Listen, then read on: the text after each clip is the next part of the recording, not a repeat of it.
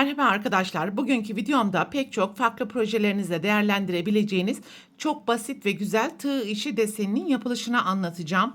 Desenin yapılışında 3 milimetre tığ ve bebe yünü ip kullanacağız. Desenin kurulumuna ilk düğümü attıktan sonra tek sayı kadar zincir yaparak başlayabilirsiniz.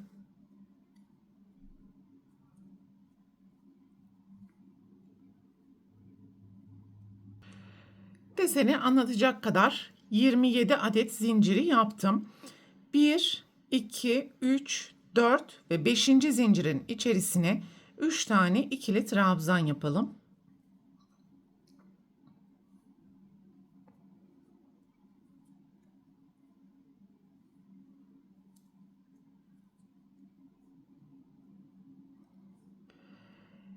İki tane ilmek atlayalım. Aynı boşluğun içerisine 3 trabzan yapalım.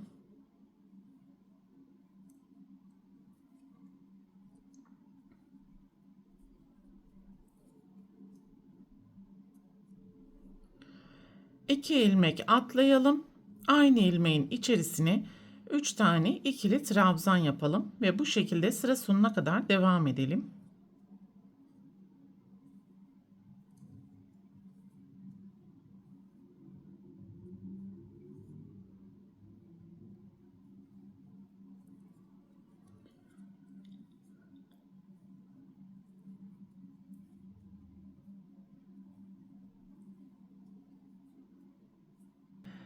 Sıranın sonuna geldiğimiz zaman son grubu yapalım ve en sonki zincirin içerisine ikili trabzan yaparak sırayı tamamlayalım. Yani sıranın başında da zincir ile birlikte 4 trabzan, sıranın sonunda da toplam 4 tane trabzan olması gerekiyor. 3 zincir, deseni çevirelim ve ilk gruptan sonra gelen boşluğun içerisinden ilmek çıkartarak İpi hafif yukarıya doğru yükseltelim ve ikili trabzan yapalım. Bir zincir. Sıranın sonundaki trabzan grubu ile ikili trabzan ortasındaki ilmeğin içerisinden tekrar ilmek çıkartalım. İkili trabzan yapalım ve buraya çapraz bir desen oluşturmuş olduk. Sonraki iki trabzan grubu ortasına ikili trabzan, bir zincir, önceki iki grup ortasından tekrar ilmek çıkartarak ikili trabzan yapalım. Sonraki iki grup ortasına ikili trabzan, bir zincir, bir önceki iki grup ortasından tekrar ilmek çıkartalım ve ikili trabzan yapalım. Desenin arka yüzden görünümü de şu an bu şekilde ilerleyecek ve bu şekilde sıra sonuna kadar yapmaya devam edelim.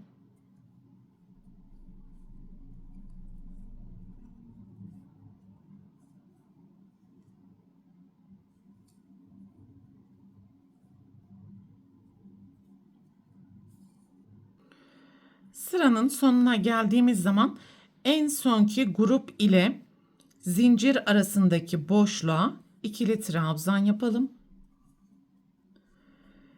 Bir zincir, önceki iki grup ortasına dönüş yaparak ilmek yükseltelim ve ikili trabzan yapalım.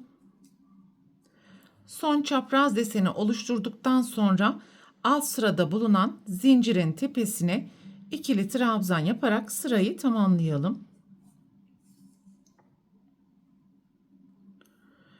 3 zincir. Deseni çevirelim. Her iki sırada bir desen kendisini tekrar edecek. Birinci sıradaki işlemleri tekrar yapacağız. Fakat trabzan gruplarını bu kez oluşturmuş olduğumuz buradaki çapraz desenlerin ortasına yapacağız arkadaşlar. İlk çapraz desenin ortasına 3 tane ikili trabzan yapalım.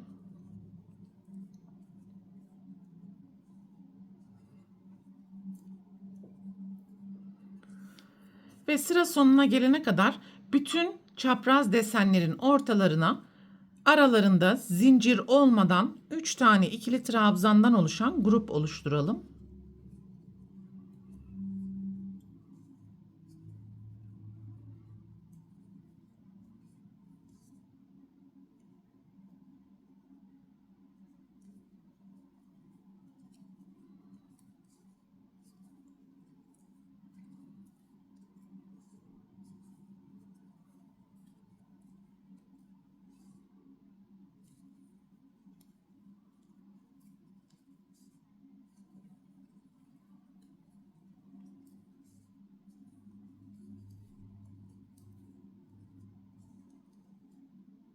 Sıranın sonuna geldiğimiz zaman son çapraz desenin ortasına da 3 tane ikili trabzan yapalım.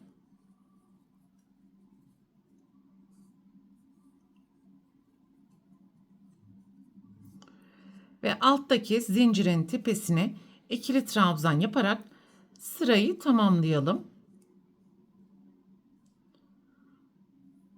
3 zincir, deseni çevirelim ve ikinci sırada oluşturduğumuz çapraz desenleri yapalım.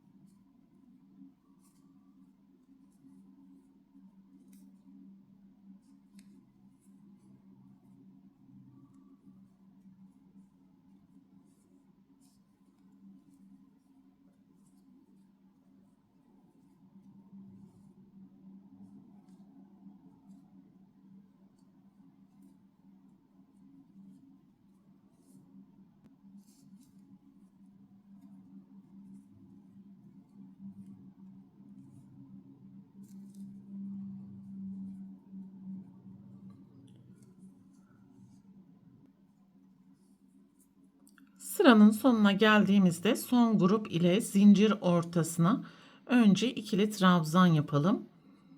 Bir zincir, önceki iki grup ortasından ilmek çıkartalım ve ikili trabzan yapalım. En son zincirin tepesine ikili trabzan yaparak sırayı tamamlayalım. 3 zincir, deseni çevirelim. Birinci ve üçüncü sırada yaptığımız işlemleri tekrar edelim arkadaşlar. Bu şekilde istediğiniz uzunluk kadar deseni yükseltmeye devam edebilirsiniz. Özellikle bebek battaniyesi, çanta desenleri ya da dikdörtgen şal desenlerinde değerlendirebilirsiniz.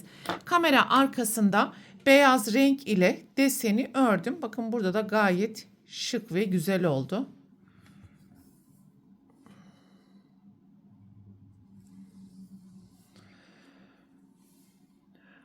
Bu videoda anlatacaklarım bunlardan ibaretti. Umarım sizler için faydalı bir video olmuştur. Sonraki eğitim videosunda görüşene dek lütfen kanalıma abone olarak videomu beğenmeyi ve düşüncelerinizi yorumlar kısmında belirtmeyi unutmayın lütfen. Hoşça kalın.